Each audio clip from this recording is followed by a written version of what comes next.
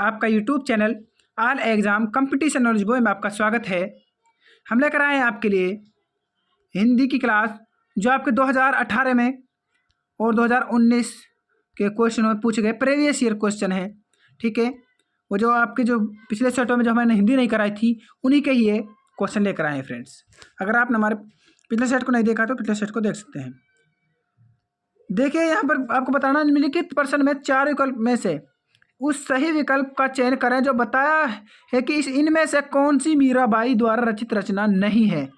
नहीं पूछी है तो ये बताना है, तो आपका हो जाएगा मीराबाई द्वारा रचित रचना नहीं है तो वह कौन सी नहीं है, तो वह वैदेही वनवास नहीं है। तो आपका राइट आंसर हो जाएगा आपका डी। ठीक है, चलिए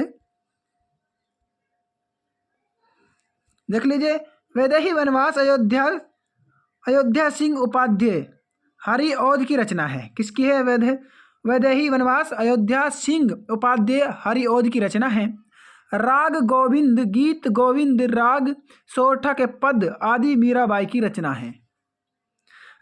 इस प्रश्न है तो उत्तर प्रदेश पुलिस भर्ती बोर्ड द्वारा पूर्ण अंक फुल मार्क्स प्रदान किया गया था इस पर। ठीक है, इस बात को ध्यान रखना है, बहुत इंपॉर्टेंट है। क्लास को देखना, पूरी क्लास देखना फ्रेंड्स। चलिए अगला प्रश्न। माखनलाल चतुर्वेदी को किस रचना के लिए साहित्य अकादमी पुरस्कार दिया गया था? माखनलाल चतुर्वेदी को किस रचना के लिए साहित्य अकादमी पुरस्कार दिया गया था? तो वह हमारा हिम तरंगिणी ए राइट आंसर होगा इसका। हिम तरंगिणी ए राइट आंसर होगा इसका। ठीक है, इसके लिए दिया गया था। अब आपके लिए चलिए हम बताते हैं फ्रेंड्स। अब आपकी पैसेज होगी, ये है आपकी पैसेज, फिर पैसेज आएगी आपकी। इसमें क्या है, आपको पैसेज में से पढ़कर उत्तर देना होगा। देखिए नीचे दिए गए गद्यांश के बाद 5 प्रश्न है जो आपके गद्यांश से पूछे जाएंगे। एक प्रश्न 116 से प्रश्न 120 तक। ठीक है, और इस गद्यांश को ध्यानपूर्वक पढ़ें और 4 विकल्पों में से प्रश्न का सर्वोत्तम उत्तर चुनें। जो आपका सही है उसको चुनना है। ठीक है, इसको पढ़ लेना है फ्रेंड्स। इसको पढ़कर इसको पूरी को पढ़ लेना आप। ठीक है, पारखी डॉक्टर बोगल ने यूं ही चंबा को अचंबा नहीं कह डाला था, और इसमें सैलानी भी इस नगरी में यूं ही नहीं खींचे चले आते। चंबा की वादियों में ऐसा कोई सम्मोहन जरूर है जो सैलानियों को मंत्रमुग्ध कर देता है, और वे बार बार यहाँ दस्तक देने चले आते हैं। ठीक है, चलिए देखिए बहुत बड़ा पैसेज है, इसको पढ़ना। तो जहाँ मंदिर में उठती सबर लहरियाँ प्रवेश को आध्यात्मिक बनाती हैं, वहीं रावी नदी की मस्त रवानगी और पहाड़ों से आती शीतल हवा के झोंके से सैलानियों को ताजगी का एहसास कराती है। ठीक है, देखिए फ्रेंड्स इसको आप पढ़ लेना। ठीक है, क्योंकि आपके पास टाइम नहीं है, आपको मैं धीरे धीरे से चला रहा हूँ फ्रेंड्स। इसको आप पढ़ लेना क्लास पे रोक कर। ये देख लीजिए जी। चलिए अब आपके सामने इस तरह से पहला प्रश्न है, ये रहा आपके सामने पहला प्रश्न। चंबा का इतिहास धर्म और पर्यटन कैसा मेल है? तो अभी पढ़ा था, मन को हारने वाला था। ठीक है, राइट आंसर होगा इसका। ये पैसेज में से छांटना फ्रेंड ये प्रश्न था आपको। ठीक है, इस पैसेज को छांटना है। डॉक्टर बोगल ने चंबा को अचंबा कब कहा? अनुभव के बाद कहा था, तो बी राइट आंसर होगा। चंबा को सौभाग्यशाली क्यों कहा गया? क्योंकि राजा के कारण कहा गया था। ए राइट आंसर होगा। चलिए हिंदी खटाखट कराएंगे फ्रेंड्स, आपका टाइम वेस्ट नहीं करेंगे, लेकिन आपसे रिक्वेस्ट है फ्रेंड्स चैनल को सब्सक्राइब जरूर कर लें। चंबा की किस शैली ने अपनी पहचान बनाई? तो वह कलम शैली ने बनाई थी। ठीक है, ये रहा आपके सामने अगला प्रश्न। वशीकृत शब्द का समानार्थी शब्द अनुच्छेद में से पहचानिए। वशीकृत शब्द का समानार्थी शब्द क्या होगा? समानार्थी का मतलब होता है पर्यायवाची। ठीक है, समानार्थी को हम पर्यायवाची बोलते हैं। वशीकृत का समानार्थी होगा आपका मंत्रमुग्ध, तो इसका राइट आंसर हो जाएगा बी, मंत्रमुग्ध हो जाएगा। ठीक है, अब चलिए आपके पैसेज खत्म हो चुकी है। अब आपके यहाँ से अलग प्रश्न चलते हैं। ये देख लीजिए 121वां प्रश्न क्या कहता है। निम्नलिखित प्रश्न में 4 विकल्प में से उस सही विकल्प का चयन करें जो दिए गए पद के उचित अलंकार रूप का सबसे अच्छा विकल्प है। चलिए कौन सा है? भिखारिन को देखकर पट देत बार बार आइए। ठीक है, भिखारिन को देखकर बार बार पट देख बार बार में कौन सा अलंकार है? तो सलेश अलंकार होगा आपका। राइट आंसर हो जाएगा ए सलेश अलंकार है। चलिए वह कैसे हम आपको बता देते हैं फ्रेंड्स। भिखारिन को देखकर पट देत बार बार इस पंक्ति में सलेस अलंकार है। ठीक है, इस पंक्ति में प्रयुक्त पद पट के दो अर्थ हैं, एक का वस्त्र होता है, एक का दरवाजा होता है। पट के कितने अर्थ हैं? दो अर्थ हैं।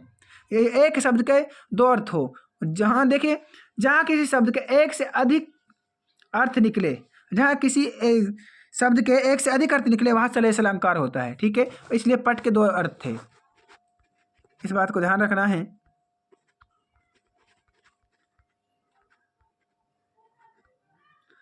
चलिए रहा आपके सामने अगला प्रश्न, इसका उत्तर देना है।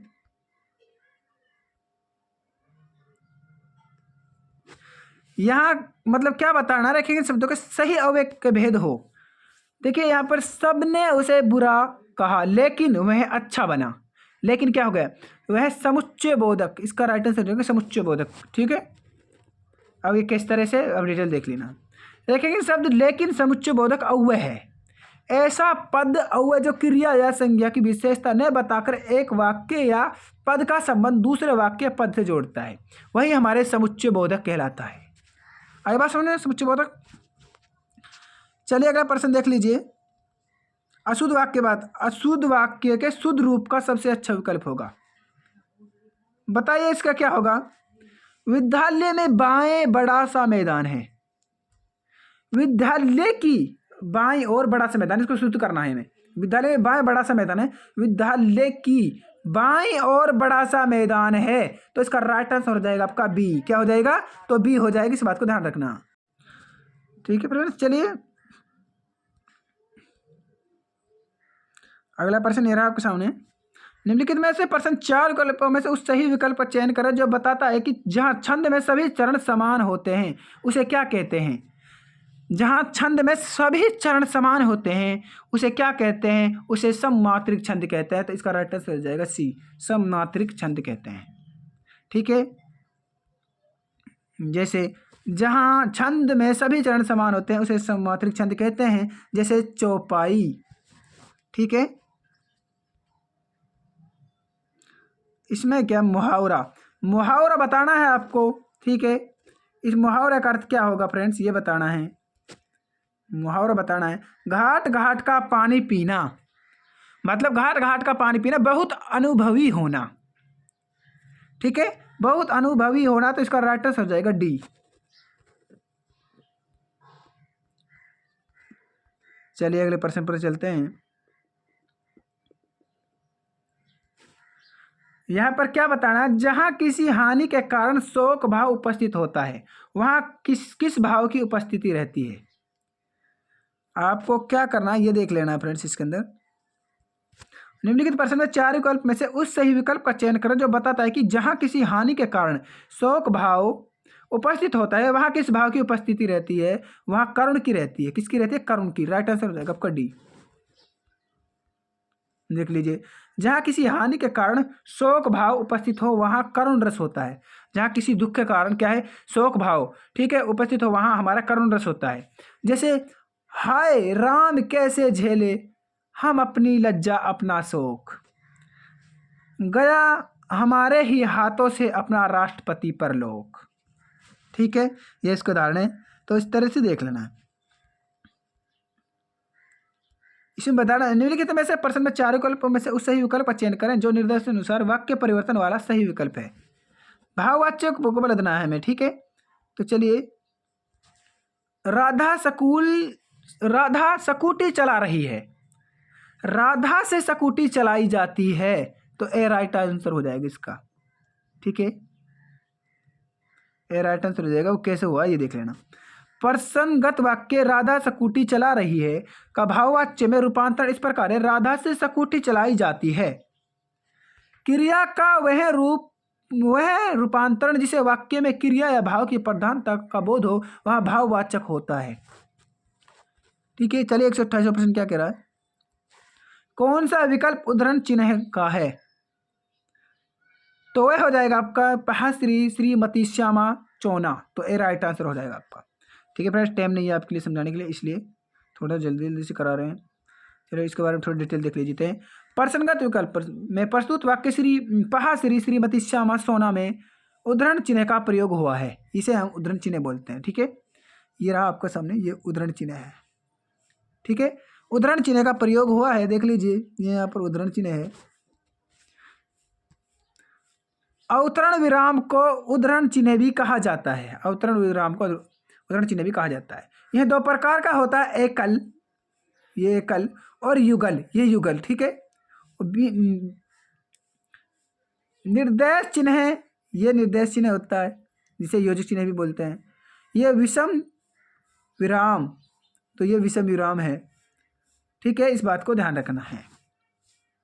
मैंने सारे चिन्ह बता दिए हैं, और बताएंगे जैसे भी आता रहेगा फ्रेंड्स, बहुत इंपॉर्टेंट। इसमें आपको समास, सही समास बताना है।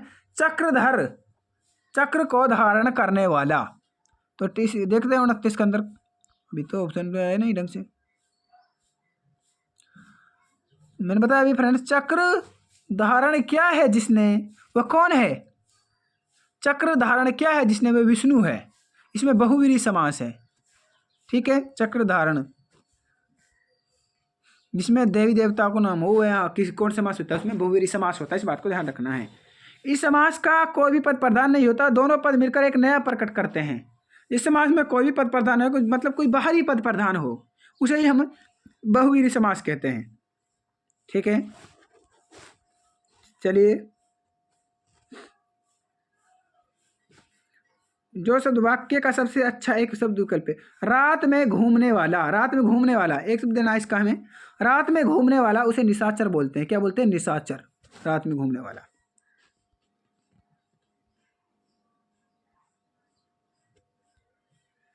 अनेकार्थी शब्द बताना है। मुद्रा का अनेकार्थी क्या होगा? मुद्रा का अनेकार्थी होगा आपका भाग। क्या होगा? भाग। ठीक है, चलिए, मुद्रा के अनेकार्थी शब्द जिसके अर्थ हैं आकृति, सिक्का, रूप, धन, अंगूठी, मुहर, ये क्या है? मुद्रा के अनेकार्थी शब्द हैं। आपसे कोई सा भी पूछा जा सकता, देख लेना फ्रेंड्स। रोहन ने हॉकी खेली, इसमें कारक बताना है। कर्ता कारक बताना। देख, कर्ता ने, देखिए शुरुआत में ही ने लगा हुआ है, तो कौन सा इसमें बी आपका कारक है। कर्ता ने क्रम को, रोहन ने हॉकी खेली, ने इसमें कर्ता कारक है, बी राइट आंसर हो जाएगा। नीचे दिए गए विकल्प का प्रश्न सही विकल्प पहचाने। कर्ता का क्या अर्थ होता है? कर्ता का अर्थ होता है जो कार्य करे, मतलब जो काम करे वो कर्ता का अर्थ होता है। जो काम करे वही हमारा कर्ता है, तो बी राइट आंसर होगा।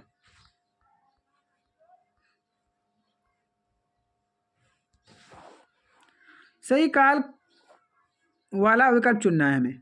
आज वर्षा होगी, कौन सा काल है इसमें ये बताना है। आज वर्षा होगी तो सामान्य भविष्य काल है, तो इसका राइट आंसर हो जाएगा सी, सामान्य भविष्य काल है। आज वर्षा होगी भाई, सामान्य वर्तमान काल नहीं, होगी। आपने सोचा आज वर्षा होगी, होगी तो इसमें क्या है? हमारा सामान्य भविष्य काल है। अगर लोग कहता है अभी वर्षा हो रही है, हो रही है, ठीक है, तो वर्तमान काल होता है। प्रश्न वाक्य आज वर्षा होगी सामान्य भविष्य काल का वाक्य, जबकि क्रिया के सामान्य भविष्य में होने का बोध होता है, तो उसे सामान्य भविष्य काल कहते हैं भाई। निम्नलिखित प्रश्न में चार विकल्प में से सही सकर्मक क्रिया का उदाहरण पहचानिए। सही सकर्मक क्रिया, सीता वीणा बजा रही है। सीता वीणा बजा रही है, तो इसमें सकर्मक क्रिया है। तो कैसे हैं, चल देख लेते हैं। प्रस्तुत वाक्य सीता वीणा बजा रही है सकर्मक क्रिया का उदाहरण है। जिन क्रियाओं के फल का प्रभाव क्रम पर पड़ता है, जिन क्रियाओं के फल का जो प्रभाव है किस पर पड़ता है? क्रम पर पड़ता है, उन्हें सकर्मक क्रिया कहते हैं। उक्त वाक्य में बजाना क्रिया का प्रभाव क्रम वीणा पर पड़ रहा है, अतः यह सकर्मक क्रिया है। ठीक है, पुल्लिंग शब्द बताना है। सम्राज्ञी, सम्राज्ञी का क्या होगा? तो इसका होगा महाराजा, तो बी राइट आंसर होगा, महाराजा।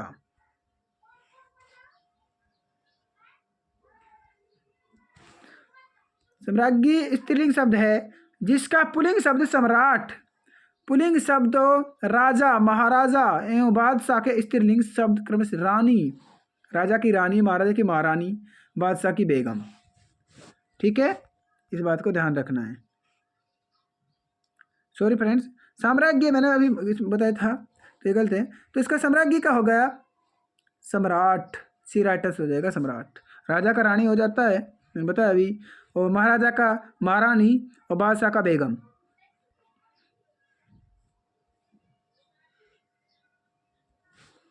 बहुवचन रूप वाला विकल्प चुनना है, चिड़िया, चिड़िया।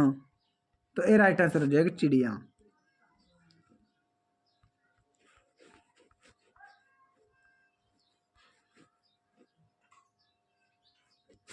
चिड़िया का बहुवचन रूप चिड़िया होता है जिन स्त्रीलिंग संज्ञाओं में या आता है, या आता है उनमें या के ऊपर चंद्र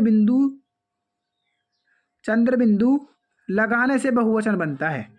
या आता है उनमें चंद्र बिंदु लगाने से क्या बनता है, बहुवचन बनता है। इस बात को ध्यान रखना, शॉर्ट ट्रिक है।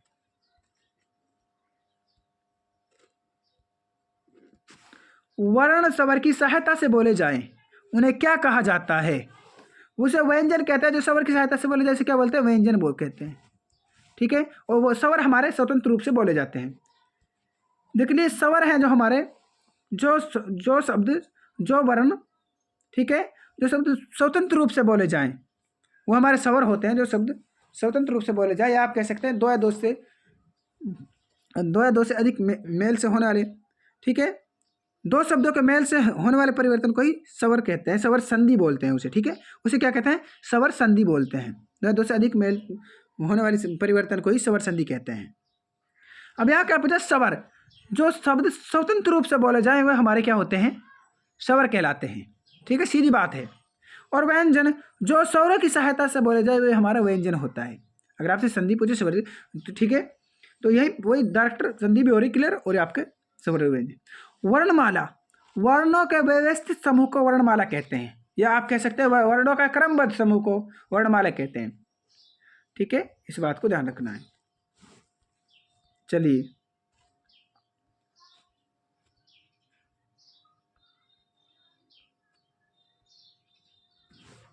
निम्नलिखित में से उस सही विकल्प का चयन कर जो बताता है कि व्यंजन को स्वर रहित दिखाने के लिए किस चिन्ह का उपयोग किया जाता है। व्यंजन को भाई हलंत का प्रयोग किया जाता है, हलंत, हलंत। ठीक है, हलंत का प्रयोग किया जाता है। हलंत हम आपको दिखा देते हैं, ये रहा आपके सामने हलंत। इस तरह होता है, जिस तरह से हम बता देते हैं, जैसे सज्जन होता है, सज्जन, सज्जन है फ्रेंड्स। अब इसको हम अगर विशेष करेंगे तो ये हमारी इसमें कौन सी संधि है, कौन सी संधि आपकी, व्यंजन संधि। इसमें हम हलंत यहाँ पर ऐसे लग जाएगा, सत प्लस में जन, सज्जन। ठीक है, इसमें व्यंजन संधि है।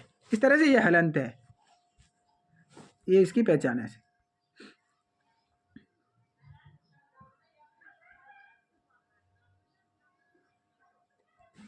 इसमें से विशेषण वाला शब्द बताना, शक्ति का विशेषण वाला शब्द क्या होगा, शक्तिशाली हो जाएगा। तो इसका राइट आंसर होगा बी, शक्तिशाली। चलिए, 143% क्या कह रहा है, सर्वनाम के सही भेद बताना है। कोई आपसे मिलने आया है, अरे कोई तो आप अनिश्चयवाचक है, कोई अनिश्चयवाचक हो जाता है। इस बात को ध्यान रखना है। ठीक है, ये राइट आंसर होगा आपका। कोई, कुछ, ये हमारे अनिश्चयवाचक हैं।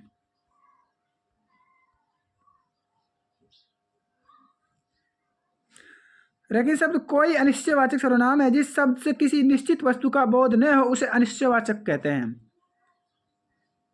ठीक है, कोई, कुछ, ये क्या है, अनिश्चयवाचक के हैं, मैं बता चुका हूँ। अयोध्या सिंह उपाध्याय हरिऔध जी की प्रसिद्ध रचना कौन सी है? वह प्रिय प्रवास, प्रिय प्रवास। तो इसका राइट आंसर हो जाएगा बी, प्रिय प्रवास है। अयोध्या सिंह उपाध्याय हरिऔध की प्रसिद्ध रचना प्रिय प्रवास है। जयशंकर प्रसाद की रचना झरना है। भारतेंदु हरिश्चंद्र की प्रेम प्रलाप और धर्मवीर भारती की रचना है जो अंधा युग। धर्मवीर भारती की रचना कौन सी, अंधा युग है। ठीक है, इस बात को ध्यान रखना है, बहुत इंपॉर्टेंट बता रहे हैं। जो भी रिलेटेड आपसे पूछे जा सकते हैं, सटेट आपके पिछले प्रीवियस ईयर के क्वेश्चन ही है। इसमें क्या बताना है, फणेश्वर नाथ रेणु द्वारा रचित उपन्यास कौन सा है?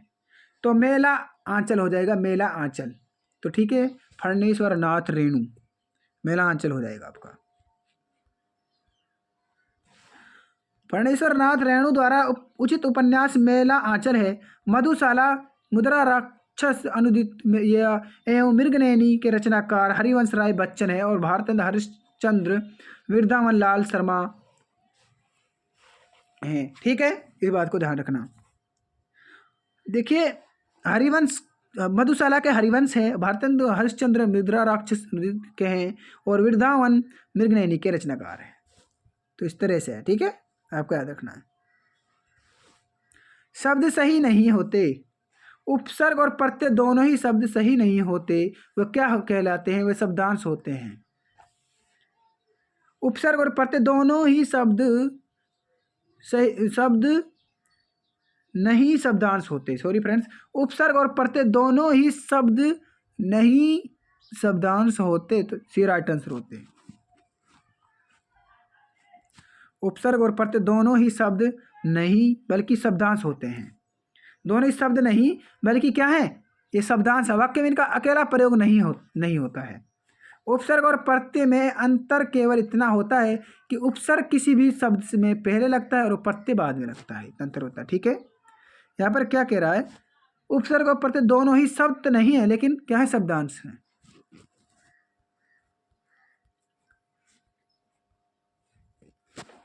यह बताना, तद्भव बताना है आपको। देखिए मक्षिका का तद्भव होगा आपका, तद्भव मक्षिका का हो जाएगा। यह हमारे मक्षिका क्या है? तत्सम शब्द है और उसका तद्भव क्या हो जाएगा? मक्खी। मक्षिका का क्या हो जाएगा? मक्खी। मोर का हो जाएगा मयूर। ठीक है, इस तरह से आपको ध्यान रखना है। चलिए इसके बारे में देख लेना, बहुत इंपॉर्टेंट है, इसको याद रखना है आपको। मोर, देखिए यहाँ पर मक्षिका तत्सम शब्द है जिसका तद्भव होता है मक्खी। मोर, भौरा एवं मांडक तद्भव शब्द जिसके तत्सम शब्द क्रम से मयूर। मोर का होता है मयूर और भौरा का होता है भरमर और मेंढक का होता है मंडूक। ठीक है, तो इस तरह से ध्यान रखना है, बहुत इंपॉर्टेंट है, पूछे जाएंगे आपसे। प्रत्यय से ही नहीं बना, उस विकल्प का चयन करें जो प्रत्यय से नहीं बना, तो वह परिचय नहीं बना है। प्रत्यय से कौन सा नहीं बना? परिचय नहीं बना है। कैसे देख लीजिए, परिचय शब्द है, प्रत्यय से निर्मित नहीं है बल्कि इसमें परि उपसर्ग लगा है। शिष्या शेरनी एवं दया में आ नी तथा में प्रत्यय लगा है।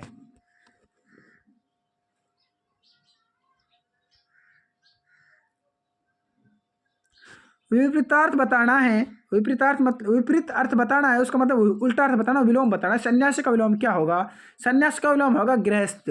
आपसे इनकी शुद्ध वर्तनी पूरी जाती है, देख लेना फ्रेंड। सन्यासी इस तरह लिखा जाता है, गृहस्थ है यह हमारा सन्यासी का उल्टा हो जाएगा गृहस्थ। और शिष्ट एवं सुलभ के विलोम है, शिष्ट के अशिष्ट हो जाएगा और सुलभ के दुर्लभ हो जाएगा। ठीक है, इस बात को ध्यान रखना है, जो भी क्वेश्चन पढ़ रहे हैं उसको बता रहे हैं। नारी इच्छा, नारी प्लस में इच्छा, तो ए राइट आंसर हो जाएगा आपका। नारी प्लस में इच्छा, नारी इच्छा, ई मिलकर बड़ी ई बन जाती है फ्रेंड्स, ई। ठीक है, तो क्या बताना है? बड़ी ई मिलकर क्या हो जाती है? तो बड़ी ई बन जाती है।